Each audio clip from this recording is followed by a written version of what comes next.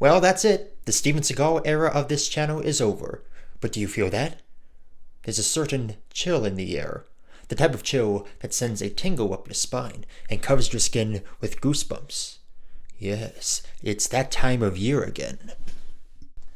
That time of year again where we explore the mysterious, the maleficent, and the macabre. Over the next few days, we will be going through a selection of terrifying tales and at least one mediocre action movie, culminating with a special look at a century-old piece of horror cinema. So, relax, turn off the lights, and ignore that weird bump that went off in the night. Halloween is here. Let's spread some spooky cheer. Let's rewind the clock a little bit. About 5 years. In the summer of 2020, I was lucky enough that the area where I live in opened up theaters, and I got to see a couple movies I had missed the first time around, as well as some that I had watched countless times but always wanted to see on the big screen. One movie that caught my attention was Peninsula, or, as the full title goes, Train to Busan presents Peninsula. That's right. It's a continuation of the Korean zombie flick that took the world by storm back in 2016, combining the fast-moving undead of World War Z with the secluded survival of Snowpiercer. The director of the original movie must have had some intention of turning this into a franchise, as there was an animated prequel released a month after the first movie called Seoul Station, and there is currently still talk of a third film. But does this second entry hold up? Was it worth the 4-year wait? Or is this a sequel whose potential has rotted away with the zombies? The story picks up about 4 years after the outbreak, and the world has managed to contain the virus to South Korea. A former military sergeant, Jung Seok, and his brother-in-law, Cho Min, have taken refuge in Hong Kong, where they're scraping by to raise enough money to leave the slums. That opportunity arrives as a local gangster offers them a job. Retrieve a food truck holding $20 million in bags from the zombie-infested city of Incheon. Jung Seok is hesitant to go back, but is convinced otherwise when he and Cho Min are guaranteed $1 million each. Once there, things are immediately complicated thanks to a militia of bandits and a family living in the city. I like the idea that the outbreak is confined to one country, rather than spread across the globe. Most of the time, the zombies pop up everywhere and then the whole world goes to hell in a matter of days. By keeping it in a certain area, rather than making it global, it opens up the exploration of how the rest of the world reacts to the grim reality that zombies are real, and how the survivors are treated. Imagine if there was a sequel to 28 Days Later that explored how the rest of the world reacted to the UK being completely overrun. The movie briefly touches on both subjects in a scene where the two main characters get heckled at, are alienated, and are accused of being carriers of the virus because of where they came from. It was an interesting bit, especially in the time the movie came out, but that's as far as the movie goes in terms of commentary. There's definitely a strong sense of tension once we return to Korea, as the abandoned city at night lets off an eerie tone. A horde of zombies could be hiding around the corner, under the bridge, or packed together in a train station, the glass threatening to break and spill the undead onto unsuspecting wanderers. However, that tension is nullified with the arrival of Sergeant Huang, the second in command of an underground fight club and the leader of Unit 631, former military soldiers who went rogue during the outbreak. He reminds me a little bit of Negan from The Walking Dead, in terms of his swagger, his attitude, and his sense of humor. Once the whole Unit 631 subplot is introduced, as well as a car drive sequence that lasts far too long, it turns from horror into more of an action thriller. There's another group of characters in this city, a family comprised of a mother, her father, and her 2 daughters, who have been spending the last 4 years trying to get out of the country. The introduction of the sisters is something straight out of a Fast and Furious movie. Speeding through the streets, tight turns, and constant gear shifts. Once this scene shows up, any remaining tension and horror goes out the window. What made the first movie work so well was its dedication to location. Other than the opening, the ending, and a select scene in the middle, the entire film takes place on the train. And because of that, you feel the helplessness, the fear, and the panic that the characters are going through. The lack of that same sense of confinement, or at least terror, makes Peninsula dependent on action rather than character, on cheap thrills rather than genuine ones. The original had fight scenes where anyone could be killed at any time, and their weapons and resources were limited. Here, the characters have all the guns and ammo they could possibly need. They do try to interject some form of urgency with the underground zombie fight club, but that feels like something that should have been saved for the final act, rather than a random place in the middle of the movie. Another aspect the first movie does better is character. You have the strained father-daughter relationship, which acts as the emotional anchor throughout Train to Busan. You don't really get that from Jung-suk and Cho-min in Peninsula. They feel like characters that you're supposed to be emotionally invested in because, well, the movie says you have to. There is some fun to be had with this movie. The final chase scene between Unit 631 and the protagonist is a welcome reminder of Mad Max Fury Road. Car versus car warfare, but with zombies added to the mix. It culminates in a pretty spectacular fashion, but it's immediately undermined by its ending. I'm actually going to give some spoilers for this part.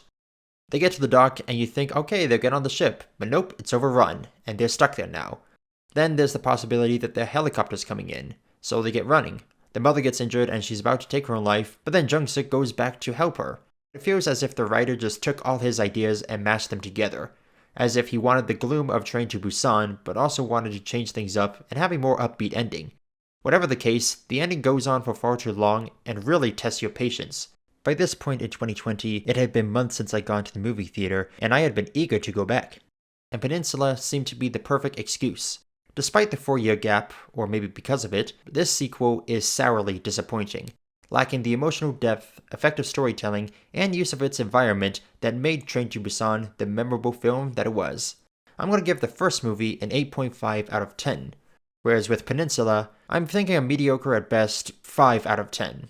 5 out of 10, maybe even a 4.8.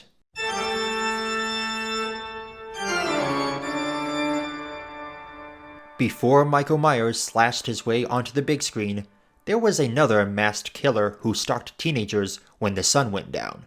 Known only as the Phantom, he stalked those who frequented lovers' lanes and preyed on the fear of an entire small town. Released in 1976, The Town That Dreaded Sundown took inspiration from a series of murders that happened in 1946 in the town of Texarkana. Being a small area with not a lot of crime, the people quickly devolve into paranoia. The second attack by the killer sent a wave of cold fear sweeping across the city. Within 24 hours after the town got word of the killing, every gun store had sold out of weapons. And by Tuesday morning, May 26th, locksmiths were flooded for orders for new locks, deadbolts, and safety chains as the news of the killing attracted nationwide attention. Texas Ranger J.D. Morales is brought in to help find the killer, and the manhunt begins. This is a different type of slasher movie. The focus is on the police and their investigation rather than a person or group of people being stalked by the killer. I could see why this idea never caught on in the genre, as the kills are few and far between. A lot of the scenes involve the police at the station or in a car somewhere, talking about what could happen.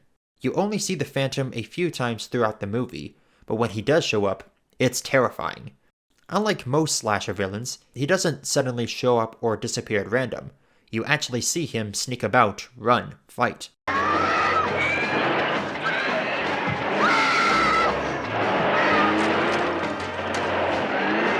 Out of all the iconic slasher villains, he's the most human. He doesn't have any supernatural powers, and he seems as if he could be anyone. There's a number of shots on his boots that add on to that wolf in sheep's clothing effect. You don't know who the killer is, but he could be walking along the street, right beside you. The way it's presented almost feels like a documentary, with a narrator who comes in from time to time to give crucial information. Citizens poured into the police station demanding protection as the fears spread like cancer. Captain Morales decided to set up some decoys in the various Lovers Lane parking areas, anticipating a 21-day attack. It adds a sense of realism to the movie. Although it's only inspired by real events, the movie does such a good job pulling you into the immersion that you're watching the true story. The third on-scheduled strike of the Phantom Killer brought nationally known newspaper, magazine, and radio reporters to Texarkana. CBS, NBC, and the Mutual Broadcasting System brought in nationally known commentators to arrange for nationwide broadcasts through the local radio station. A reward fund, which had been started after the first attack, was now up to $8,000 for for information leading to the arrest and conviction of the killer. Spoiler alert for the ending. The Texas Ranger and the deputy manage to chase down and even injure the Phantom, but he gets away by running through the swamps. Just like the real event, he's never found. The movie ends with an epilogue of what happened to the respective characters and implies that the killer, while never caught, could very well strike again. Texarkana today still looks pretty much the same. And if you should ask people here on the streets what they believe happened to the Phantom Killer, most would say that he is still living here and is walking free. In the 2010s, there was rumblings of a remake. Ryan Murphy, creator of American Horror Story, brought the movie to Jason Blum's attention, and they were adamant about bringing the Phantom back to the big screen. The end result was a meta-sequel in 2014 of the same name from Orion Pictures and Blumhouse Productions that got a limited release. In this version, the original Town That Dreaded Sundown is an in-world movie, with many considering it as a brutal reminder of the murders that happened all those years ago. The main character, Jamie, and her boyfriend Corey leave a drive-in screening to go hang out in an abandoned lot. But then, Old Phantom himself shows up. He forces both of them to get out of the car and brutally murders Corey. Jamie is caught by the Phantom after running away, but for some strange reason, the killer lets her go free. Turns out this Phantom has a vendetta, wanting the town to remember someone. The person in question? At first, it's speculated to be someone named Mary, but then it's revealed to be Hank McCready, a victim who was initially speculated to be the Phantom back in the 40s. However, he turned out to be the Phantom's sixth victim, and the only one whose story is forgotten. This is a cheap and bland-looking sequel. It doesn't implement any of the documentary-style assets or police point of view that made the original so unique. The cinematography has this weird yellowish tint to it, and the acting is stale and uninteresting. It offers no real value, unless you want to see bloodier versions of the kills from the original. The final act has Jamie getting dragged away into a field where it turns out that there are two Phantom killers, Deputy Foster and Corey. Yeah, turns out they had faked his death. The deputy was the grandson of McCready, the forgotten sixth victim. Foster then kills Corey for real, with plans to frame Jamie and Corey for the murders, but Jamie manages to get a gun and shoot him. He's presumed to be dead, but the body is never found. The movie ends with a cliffhanger. Jamie is now out of Texas and in California, and the Phantom steps out from the shadows and supposedly kills her. The 1976 Town That Dreaded Sundown is no masterpiece, but it stands out amongst the genre as a slasher where the focus isn't on the blood and violence, but rather trying to find the masked killer. It's the perfect type of movie to watch late at night, when it's getting chillier out. And if you don't think it's scary, try walking about afterwards, once the sun goes down. Maybe the Phantom is hiding just around the corner, waiting for you.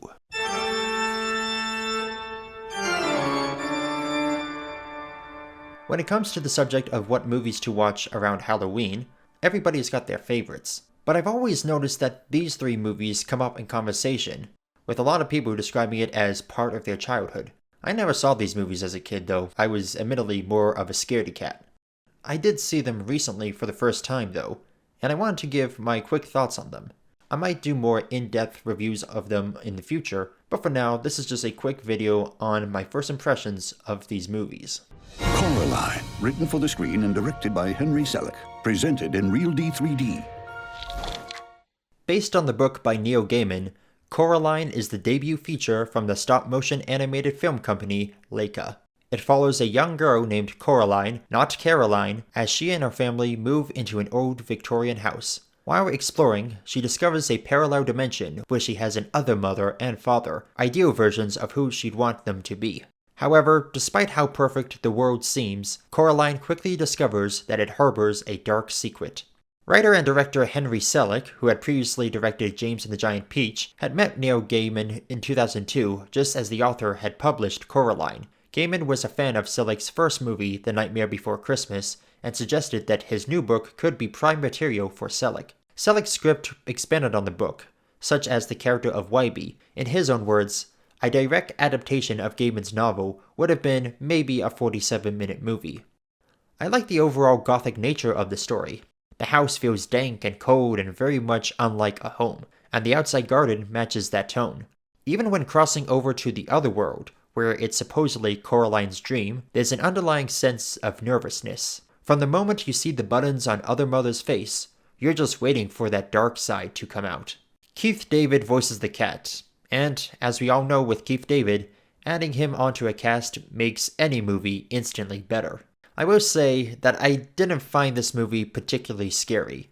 I remember seeing trailers for it as a kid and being a little creeped out, but as an adult, I find it more unnerving than straight up scary. This is an overall great movie, filled with outstanding animation, great voice performances, and direction from a man with a strong background in the field. It got nominated for Best Animated Feature that year, losing to Up, but in a year that was strong for animated movies, it was a tough lineup to beat. It's a nice little Halloween watch, something light to end the night or before you get into the more hardcore stuff. If you want an hour and a half of amazing animation where every frame feels like a painting and one that turned into a meme, you will certainly get that with Coraline. Tim Burton's Corpse Bride. To the newlyweds. Corpse Bride turns 20 this year, and since we'll be talking about a 100-year-old movie soon, let's celebrate the anniversary of another Gothic tale. This is the first stop-motion animated film directed by Tim Burton, having produced The Nightmare Before Christmas and James and the Giant Peach. The story follows Victor, who is meant to be marrying a girl named Victoria but is struggling to remember his vows. While practicing them in the forest, he ends up putting the ring on the finger of a deceased bride named Emily. Now he has to figure out how to undo the marriage before Victoria is married off to a man named Lord Barkis Bittern. This is another great animated film that perfectly fits the Halloween theme. At its core is a romance and a story about finding true love. It has more stuff in here that I think will scare little kids, but it is more of a love story. The voice acting is great, particularly that of the leads. Johnny Depp brings that geeky, boyish charm as Victor, and Helena Bonham Carter completely disappears into the character of Emily. Probably the biggest surprise is Christopher Lee, who delivers an imposing voice as Pastor Goswells. He's not in it for much of the movie, but when he does show up, it's amazing. Danny Elfman does the music, and he also voices Bone Jangles, a lounge singer who tells the story of Emily's death through a jazzy musical number. The contrast in design between the worlds of the living and the dead is a highlight. The world of the living is Victorian England and is portrayed as grey, dull, and cold. The land of the dead, on the other hand, is vibrant, exciting, and the dead are quite welcoming. If you want a good gothic love story to enjoy this Halloween, I can certainly recommend Corpse Bride. The Nightmare Before Christmas is now something to die for. The holiday movie that Tim Burton produced, but everyone thinks directed. He did write the source material, a poem that became a book in 1982, which is why it's also known as Tim Burton's The Nightmare Before Christmas. The story is that Jack Skellington, the Pumpkin King, and organizer of the holiday celebrations, gets bored of the same routine and ventures off into the world beyond. He stumbles into Christmas Town, gets inspired, and tries to bring the festive holiday back home, even kidnapping Santa and going on to replace him on Christmas Eve. But he quickly finds out that the two holidays don't mix, and disaster occurs. I like this movie, but I found it to be the weakest of the three we've covered in this video. I guess I was expecting more out of it. Maybe to go deeper into the world and its lore, how these holidays came to be, show how the town operates, that sort of thing. It feels a little unfocused in terms of plot. We know that Jack Skellington is ultimately wanting to bring Christmas to Halloween Town, but there's also the romance with Salad that kind of pops in and out and feels a bit shoehorned in at the end. Still, there's a lot of creativity that went into this project. The look and feel of Halloween Town looks great, giving its own flavor of distorted gothic design. All the characters are unique, and the musical numbers are well done. It's not a movie that I will visit again and again, but I can see why this has become a beloved classic for so many people around this time of year.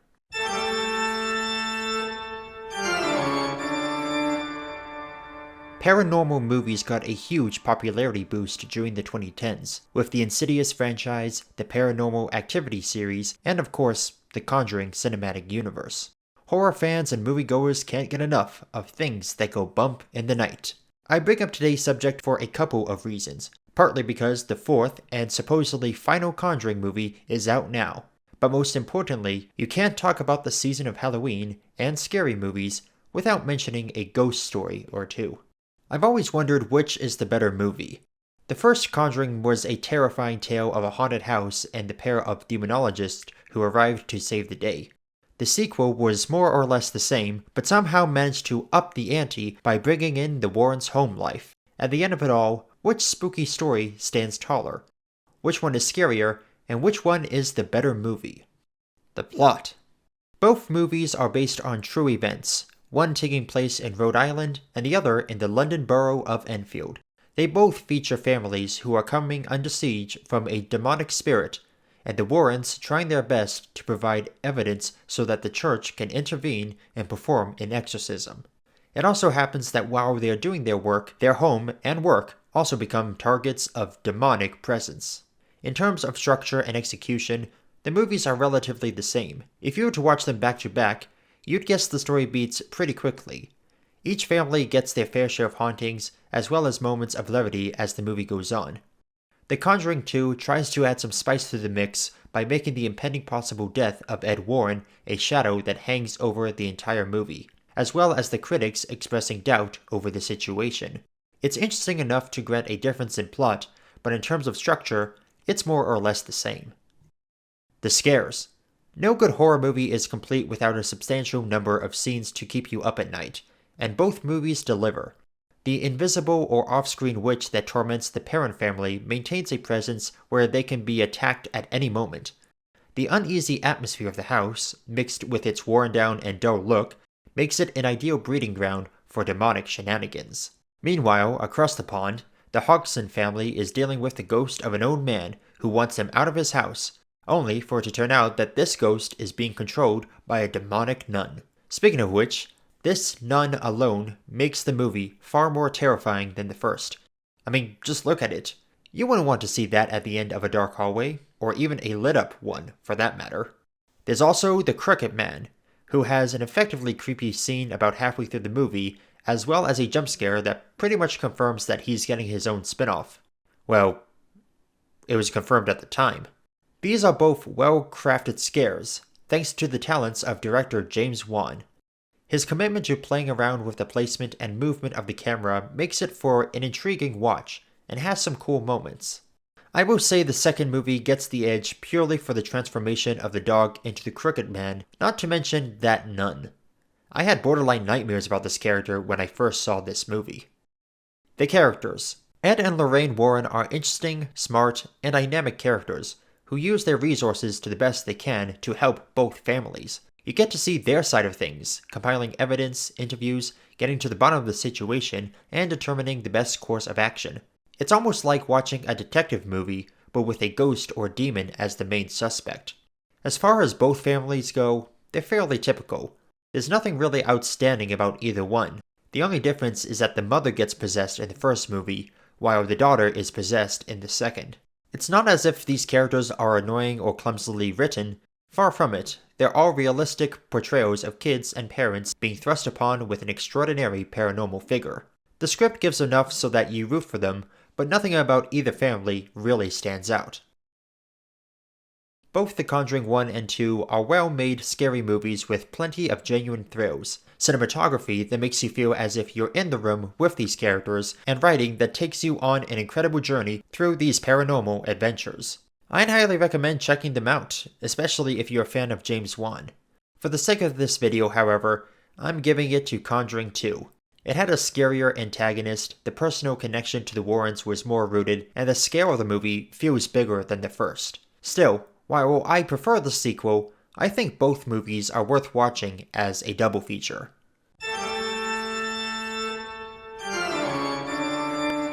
Happy Halloween, everybody! Whether you've been gorging on candies or going out to a party or dressing up, or maybe just sitting at home watching a few horror movies, hopefully you've had a very good night. And if you didn't participate in any Halloween festivities, hopefully it was a very relaxing Friday evening. Now, this is the pièce de résistance, the moment we've all been waiting for. You know, I've been thinking, this is my 29th Halloween. Crazy, right? Next one will be my 30th. That's wild. Got me thinking though, 29. Is there any other franchise that's celebrating a 29th birthday? I'm trying to think. But then I thought, I was born in the 90s. 1997, 1929, 1929. It all makes sense. There's a special reissue in 1929 of a movie that turns 100 years old this year. I am, of course, talking about The Phantom of the Opera. What we're looking at here is called the Eastman Cut. It's the most common version of the film that's out there. This is going to be a kind of different video, one where I sort of just play and pause and talk about bits from the movie that I like. I've been looking forward to talking about this movie this Halloween season, so without further ado, let's get into this.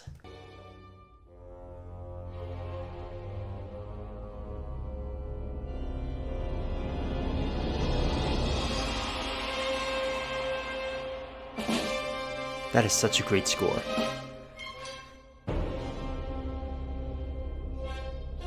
As you can see in the background, we see this figure moving around in the catacombs and the underground.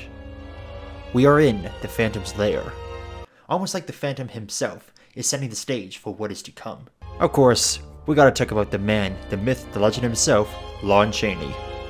The man who did his own makeup for this character. Before Bela Lugosi's Dracula, before Boris Karloff's Frankenstein, we had Lon Chaney's Phantom. That is one heck of an opening shot. What I like about this movie is how he uses color. The dark blue for the nighttime scenes. The golden yellow for the interior shots. We're even going to see some pink throughout. Carl Davis did a really good job here, making music that actually fits the synchronization of the orchestra pit.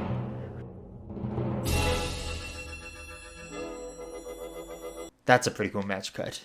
Then we got this scene right here, with the new owners taking over the opera house. And you can tell by the look in their faces, they're more than eager to hand it over.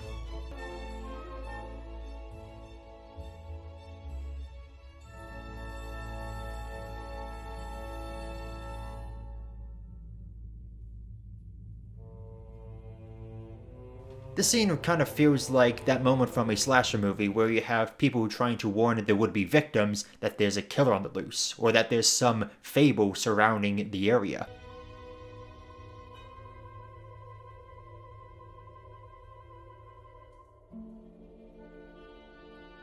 Which, of course, they don't believe. Yes, messieurs, we are not children.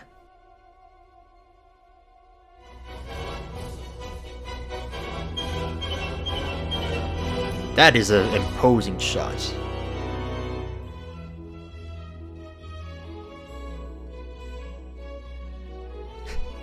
I love this bit of how they run out and then they realize, wait a minute, we own this place, we can just kick him out.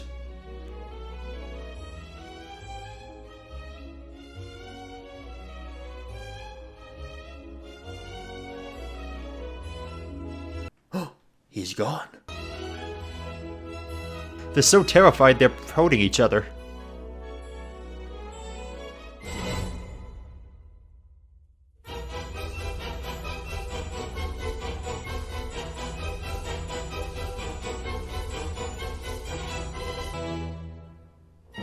And then we have the flash of pink for the stage.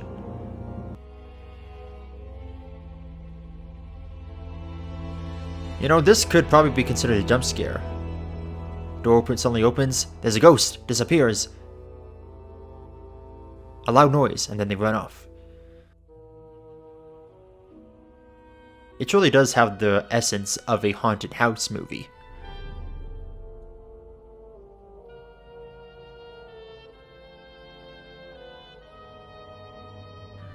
What's interesting about watching this movie a second time is knowing the context of different characters and situations.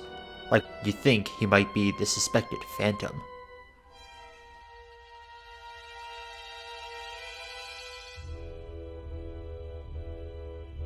I find it funny how the ladies are crowding around the stagehand when he's just as scared as they are. I love this moment where the guy is trying to get away, but then the dancers pull him back in. He's just as terrified as they are, yet they're making him go first. Like, the poor guy's sneaking away. Like, he's terrified. He's trying to get away, but they're like, oh, no, you go ahead, you go ahead. I think that girl just spun around for no reason.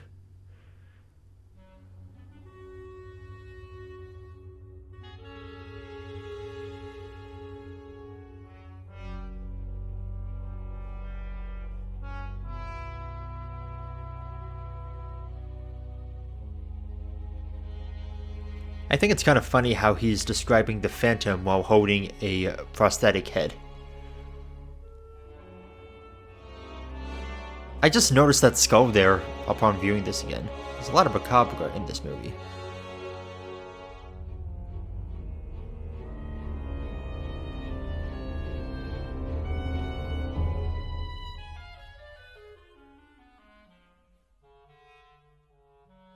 I love how everybody's taken off, but this guy's just chilling.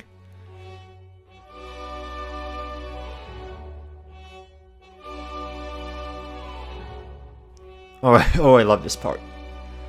It's almost like an unintentional silent comedy. There's a lot of slapstick. There's a lot of slapstick and physicality to it.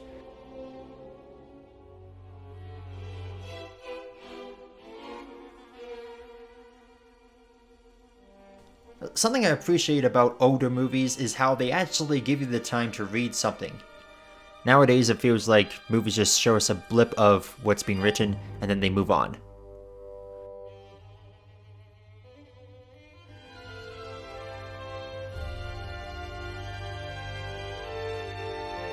Did I mention just how incredible the music is?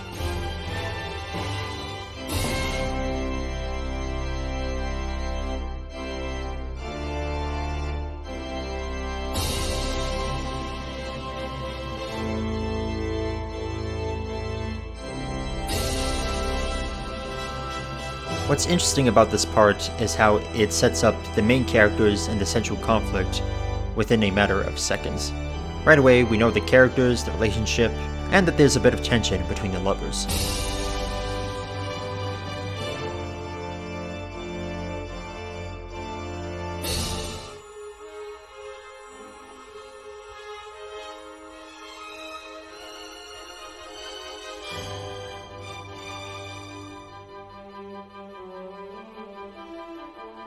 Like any good ghost story, the Phantom appears to be a curse on the place. Be wary that you do not catch his wrath.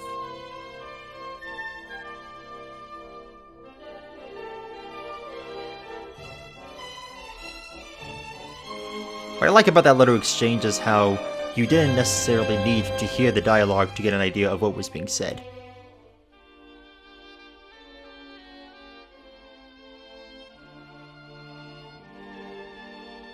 What's fascinating about these silent movies is that there is only text if there's some important information that needs to be communicated. It's fun to watch the reactions and the emotions and try to make up your own dialogue. Other than that, you can just sit back and enjoy the performances.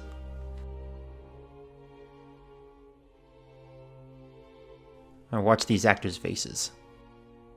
Oh, he notices something. Something's up. She knows something is up too. But what is it?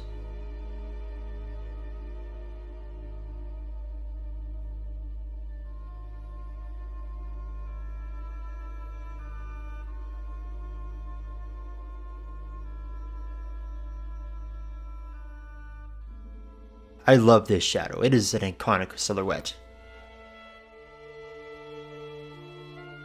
He's probably thinking, who's in there? Who's this stranger trying to charm my girl?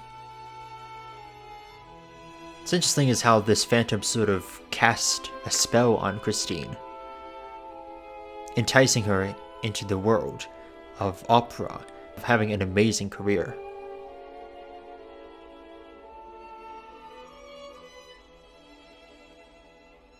A subtle hint that they will meet face to face very soon.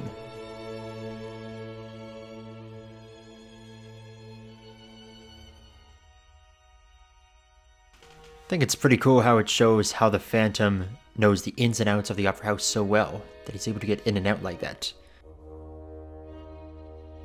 Also contributes to that whole ghost story aspect of things randomly appearing and disappearing.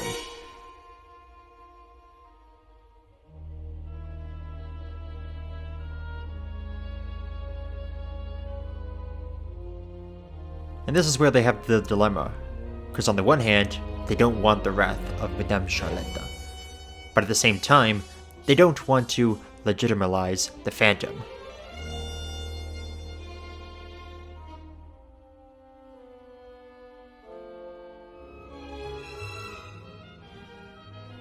First glance, everything seems okay. Nothing suspicious is going on here.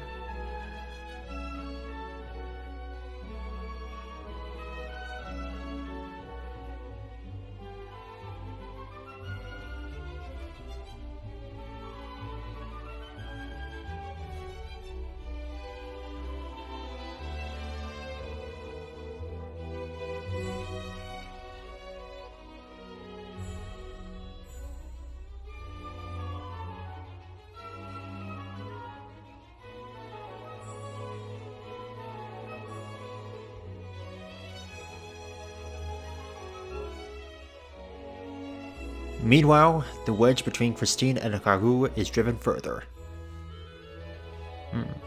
The love triangles are brewing.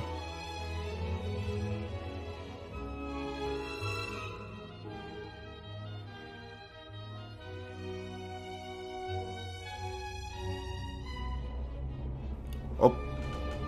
Uh-oh. The lights are flickering.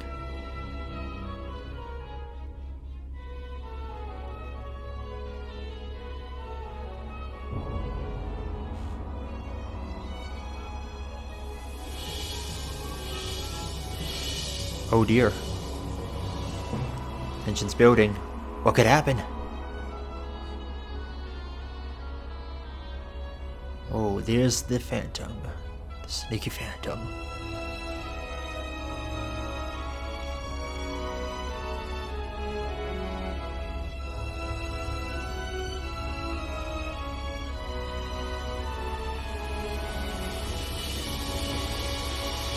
Oh, I love that silhouette. That is such a great shot.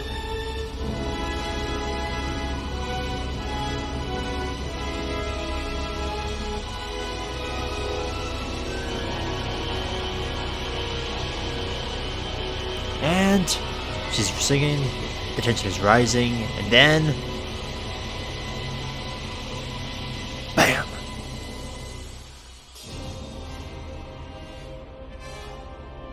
I wonder how many takes it took for them to get that right. I also wonder if they actually filmed an actual chandelier dropping, or if they just use a model. Or maybe it was a combination of an actual chandelier dropping, a model falling in front of us, and then the already dropped chandelier already built and the people fleeing. What's kind of disturbing is when you consider the fact that there were likely people who got crushed under that chandelier. The Phantom has likely caused a murder. Oh, there's a mysterious stranger again.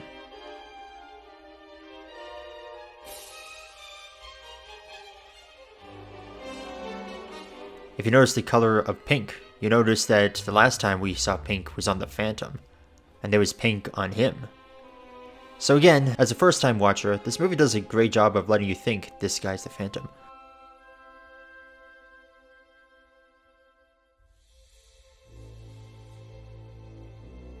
Oh, that's another great moment I really love. The way he sneaks about the catwalk. It's just... it's one of those moments, you know? But if he's not the Phantom, then who is this mysterious stranger? Whoosh!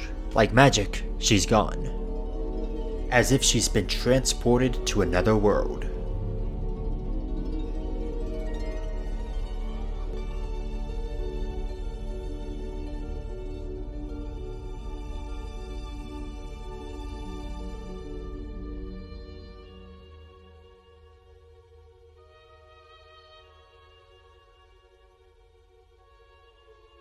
This moment is pretty creepy too, where we have the music and his hand just creeping into frame. She turns around and sees...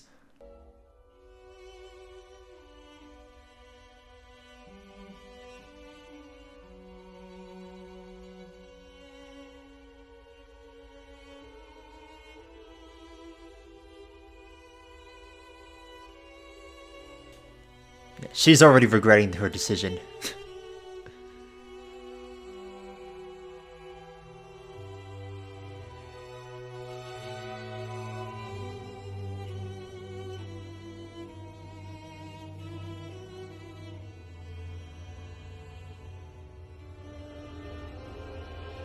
I wonder if that's an intentional unfocus. Sort of as their way of putting us in her POV, of her way of sort of blocking out the face and only focusing on the voice.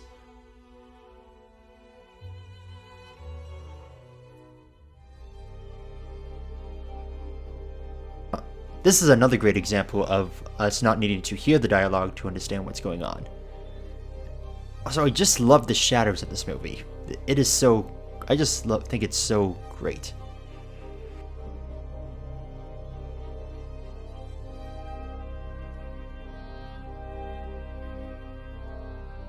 And the production design is amazing.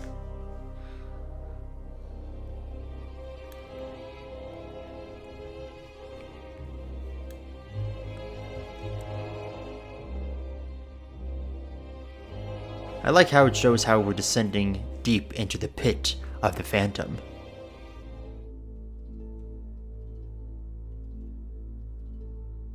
I like how each gesture the Phantom makes is some sweepy motion.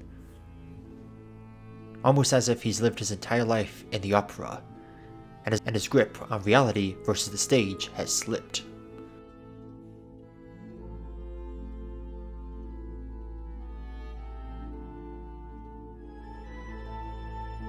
Oh dear, that got wet.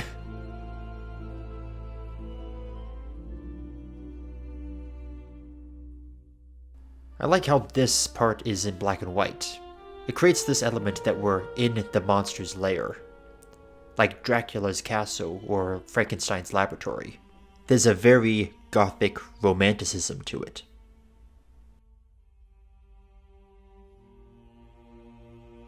We realize that this is really a tragic love story, a one-sided love story, a man who desperately wants this woman but can't have her. And as such, he brushes it off because of his ugliness, but then as we later find out, his ugliness goes beyond just the skin. You can tell she's clearly not interested.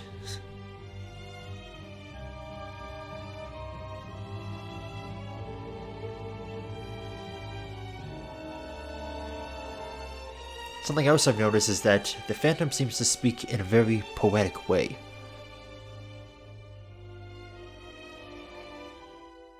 Kind of reminds me a bit of Dracula's coffin.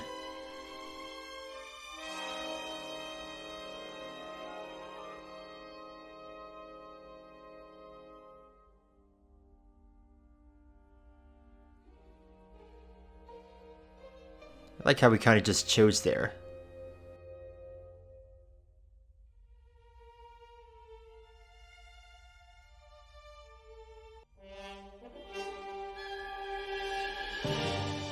Oh, I love how she just figures that out.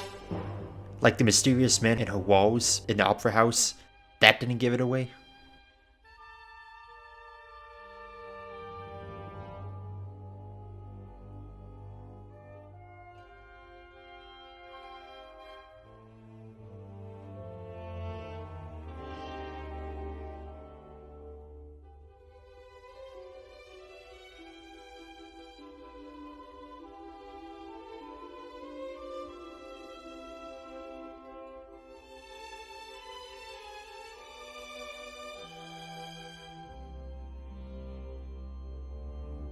It's at this point where the Phantom tries to reveal himself as more of a tragic character.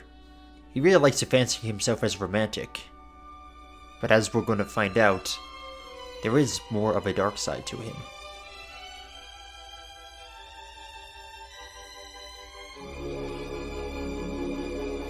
Of course, we got the classic damsel fading from distress.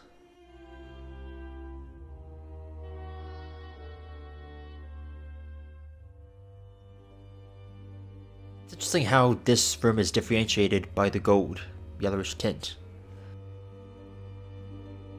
And as you notice, there was a ratio change. That's because they shot this with two different cameras side by side. This cut of the movie is compiled of prints from both versions.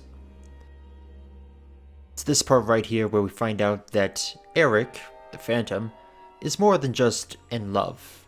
He's borderline obsessed with her, keeping her shoes and costumes from prior productions.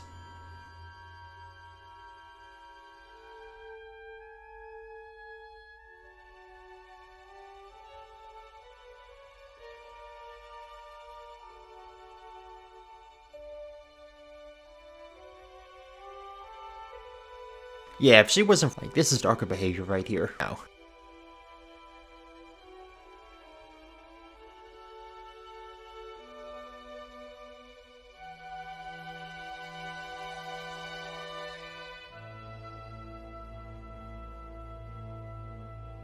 You are in no peril as long as you do not touch my mask.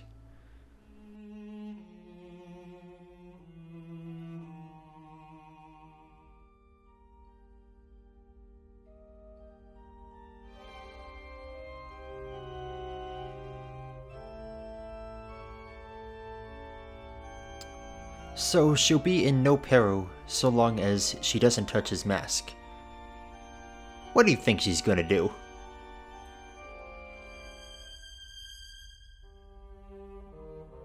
Yet listen, it sounds an ominous undercurrent of warning. Gee, I wonder what that could be alluding to. Now this moment right here, this is really something. You probably know what the Phantom looks like without his mask on, but I've been carefully hiding this because I want you to feel the impact of this moment. Imagine this. It's 1925 or 1929, and you're seeing this for the very first time. You don't know what terrible visage lies underneath that mask. You're just as curious as she is. The strings come in. The tension is building.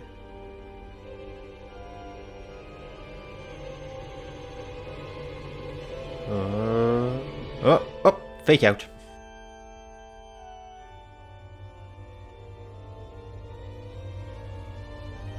Tension is building. Grabs the mask, and then...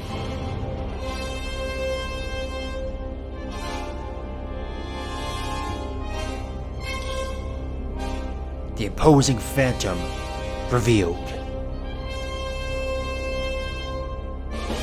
Imagine how terrifying this must have been. Even watching it again sends shivers up my spine. I wonder if audiences back then screamed at this part.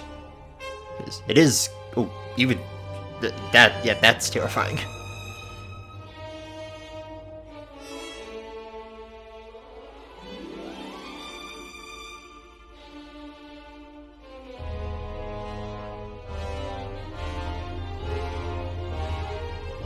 Secret's out now. Another iconic shot. Feast your eyes, glut your soul on my accursed ugliness.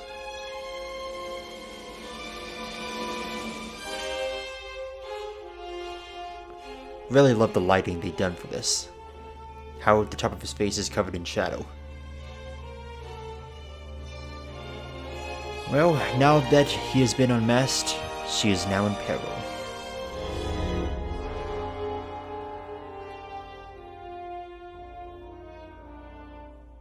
This is where we reveal that Eric is a bit of a control freak. This is where he becomes more of the monster. Of course, as soon as she gets back, she sends a message to Raoul, letting him know that she's ready to run away. That is a great shot.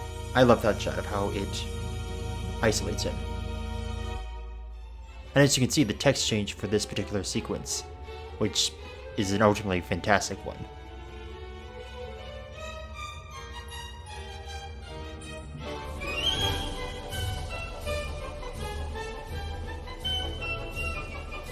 What you're seeing here is full-on color, not just a hue over black and white, but actual color film. Keep in mind, this was a good few decades before colored film became the norm. Huge props to the restoration team for bringing this to us. Imagine, this sequence could have been lost forever. This is one of those moments that make me go, wow. And of course, the good old Phantom decides to surface, wearing the most lavish costume there. Obviously a play on Edgar Allan Poe's Mask of the Red Death. The Red Death costume is easily the best of the entire movie, and I go as far to say it's one of the best ever put to film simply because I'm sure there's plenty of horror movies that have taken inspiration from that costume.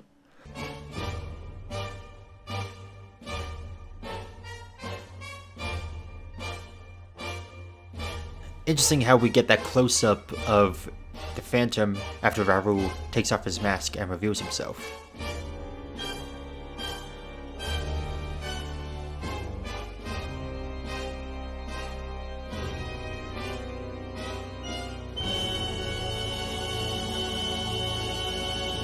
think it's funny that as soon as the Red Death leaves, everybody goes back to partying.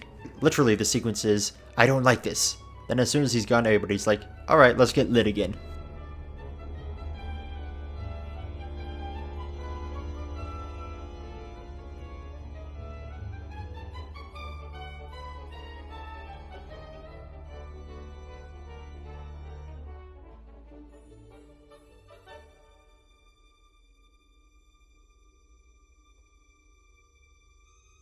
The roof of the Opera House, high above Paris. This scene on the roof is another great moment. It's one of those things that make you go, how did they film this in the 1920s?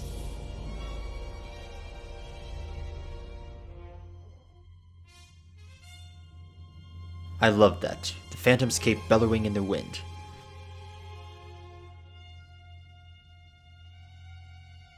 It's another case of, how did they film this? At the time, they likely didn't use a set, so they probably filmed on top of an actual opera house. Or the real opera house, I should say. This was before the era of sound stages become commonplaces, or green screens.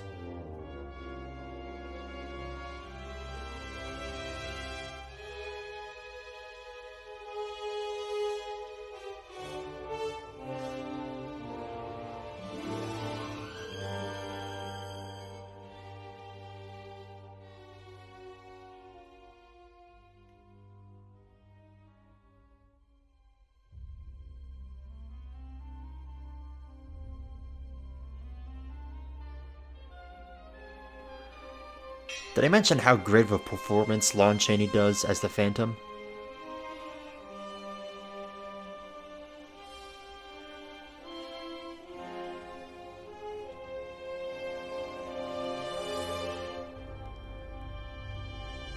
They probably heard that.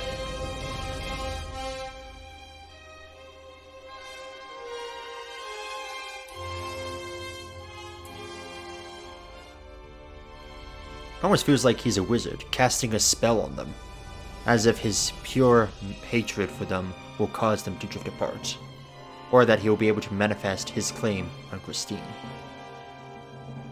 Moments like this are what make this movie truly special. This is another moment that gets an entirely different context upon a repeat viewing. By this point on a first viewing, you know that he is the Phantom, and that he wants to help Raoul and Christine, but you don't quite know who he is yet.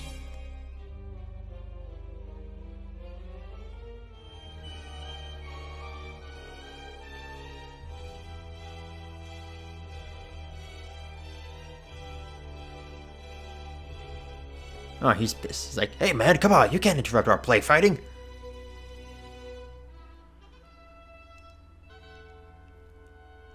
And then as soon as he learns that it's the Phantom of the Opera, down he goes. Wasn't so tough after all, eh? Then we learn the dark secret of Eric. How he's an escaped convict. Insane. Which would explain his lust for Christine. Everything is now building towards a dramatic climax. Will they get away? Will they flee? And be safe from the Phantom? Or are they doomed? Oh, this shot right here. Imagine how disturbing this must have been back then. See the body swing, but we don't see the faux body. That might have been too much for them back then. The Phantom has struck again, with the most dire of warnings.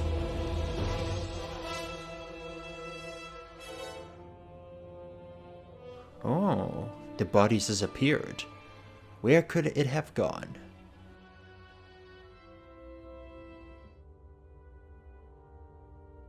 What's this? The body's found, but is he alive? He is not. This is where fear turns to anger, and also where we see the mob start to come together.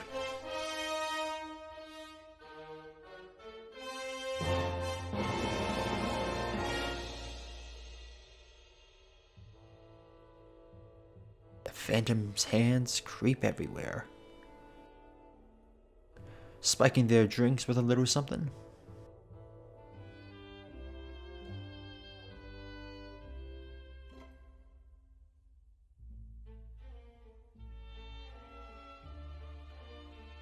The last time we saw this scene being performed, the chandelier dropped down from the ceiling.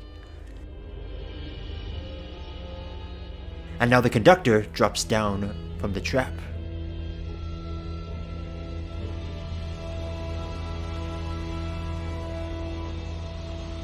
Ta-da!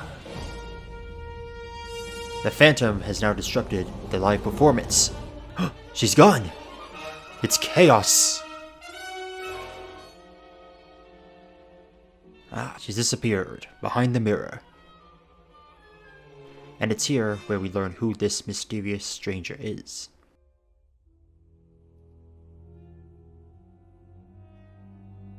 That explains everything. Why he frequents that box. Why he creeps around backstage and seems to know all the Phantom's tricks. You know, I have to wonder, how did they get a shot like that and not accidentally catch the camera in the mirror? Cameras back then didn't have the best zoom. They were pretty much stationary. You had to physically move the camera if you wanted to be closer. So I wonder how they did it.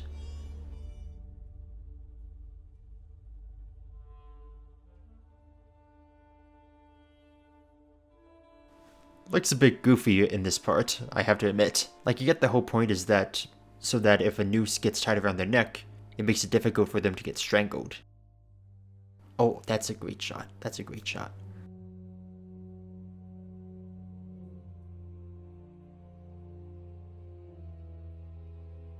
Still, imagine the best way to deflect being killed is to have your hand up. Oh, that's a great shot. Did I mention how much I love the movie's use of shadows? Now keep your hand up! It's a good thing this isn't a Phantom that stabs or shoots, or they would be out of luck. I love how the orchestra includes a little creaking noise. There's no sound, so they use musical instruments as a way of creating sound effects.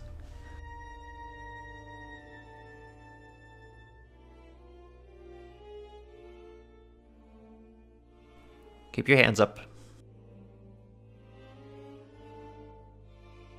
The lighting and production design, it's just so gorgeous. There's so much visual appeal in this movie. I can't stress it enough. The appearance of this character is kind of odd. He only shows up once and then he's never mentioned again. I guess he's supposed to be the Phantom's apprentice or something, but this is the first time we're seeing him and we never see him again. Back in the Phantom's lair, a damsel in distress. Now Eric's true nature comes to light.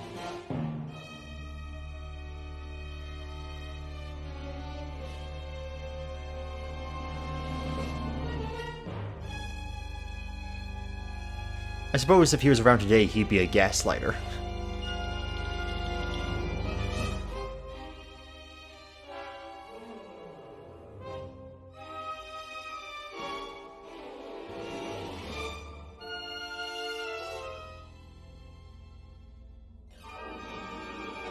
Oh, that's gotta hurt.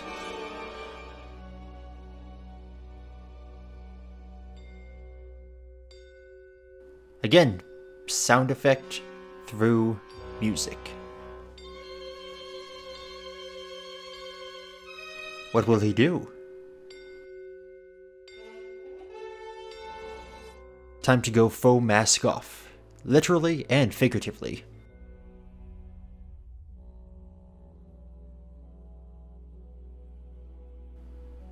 He may be insane, but that's kind of smart.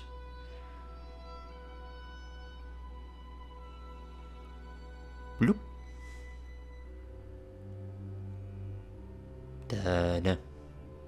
Da-na.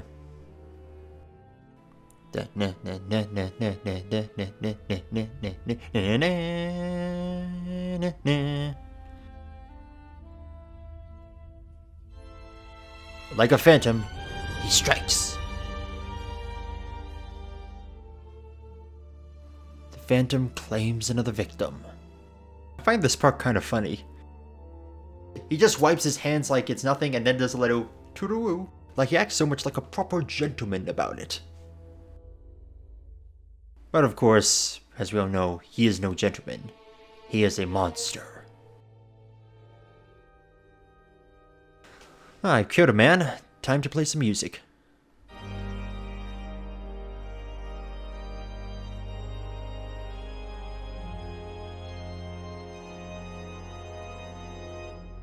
And here's the angry mob that's forming. I'm just thinking, wonder if that was the guy who warned them earlier, who had found the hiding place. Because otherwise it doesn't really make sense. It's a bit of a plot hole that he would know about it. Again, I love how grandiose the Phantom is with his movements.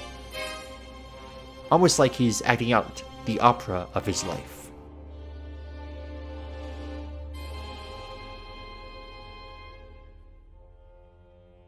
Well, well, well.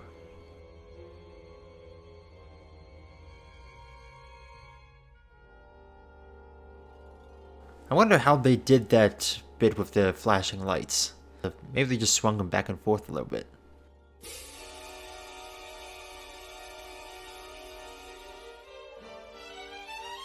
I love the contrasts of the blue versus red. Like you have the red of Raoul and Ledoux in heat, but then the blue of the approaching mob. He doesn't need the mask anymore. He's shown his true nature, and is now putting it on display.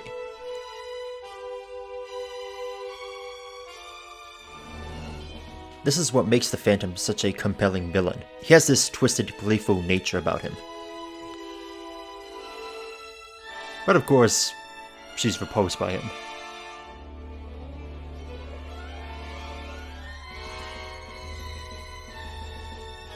Hang in there, boys, the mobs are coming. Wait a minute.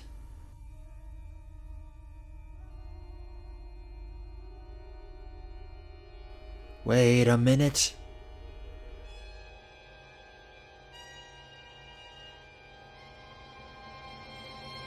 They escaped.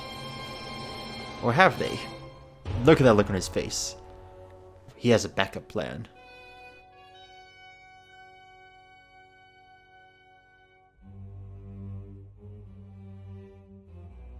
And that's to play more music while these guys figure things out.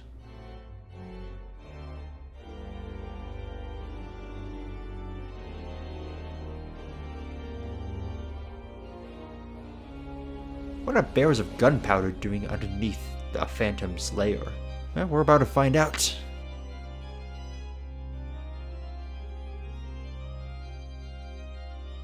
It's kind of cool how the Phantom is this madman, but also has thought of everything. He's thought of every contingency, just to get Christine to love him.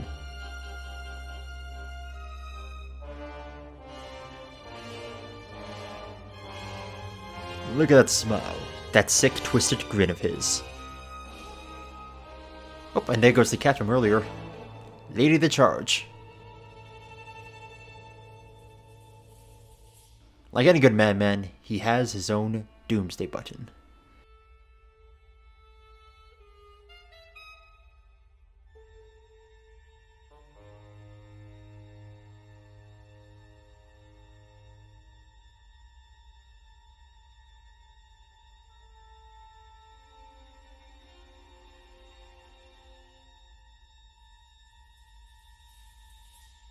There's another iconic shot.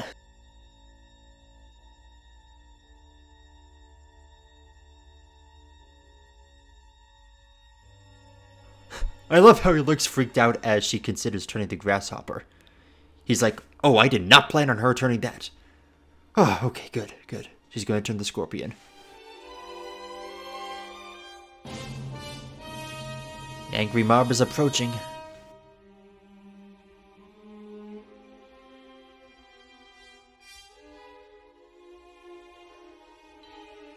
Make up your mind, he wonders.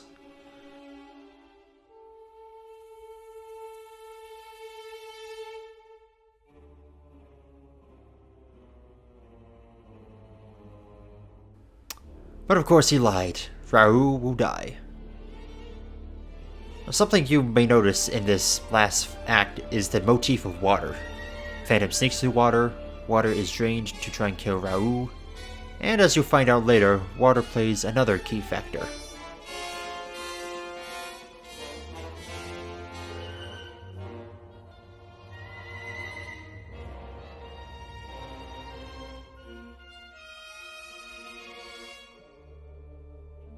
As if he's acknowledging that he made a deal and he's got to hold up his end of the bargain.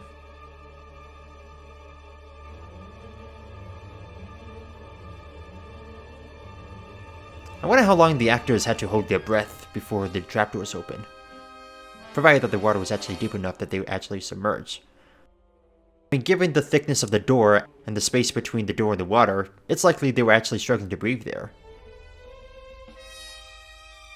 Again, another pose where it feels like he's trying to strike them down with some kind of spell.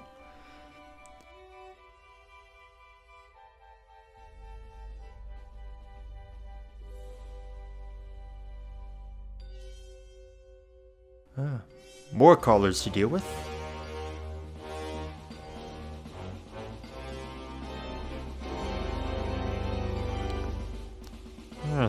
Oof, yeah. Probably wasn't a good idea to drain all that water.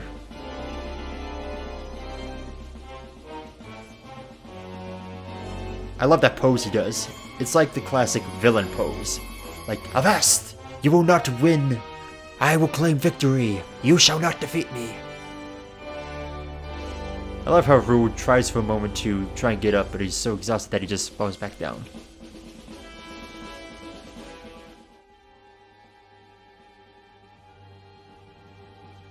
He had a little smile there, almost like backup has arrived. And if you notice, for the first time, the Phantom's lair changes from black and white to a color.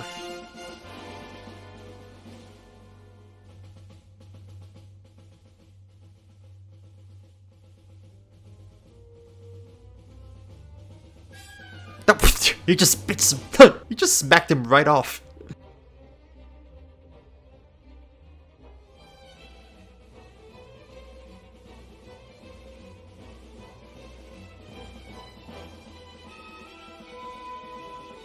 Oh, she managed to jump out.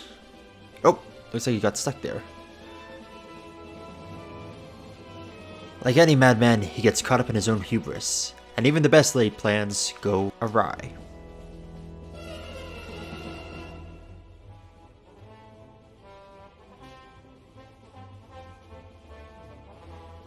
Initially, the Phantom was meant to die of a broken heart, but test audiences hated it.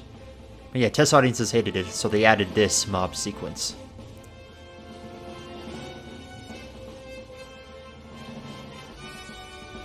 There's the Notre Dame. At least I think that's Notre Dame.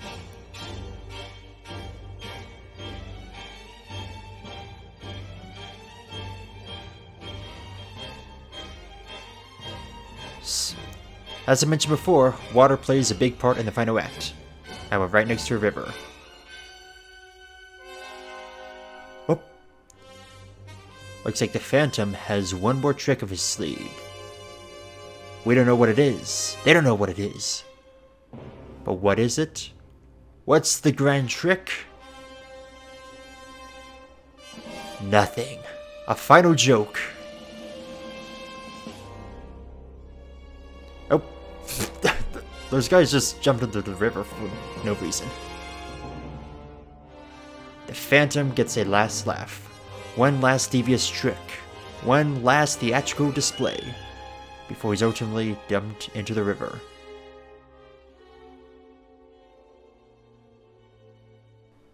And that is it. The end of the Phantom of the Opera.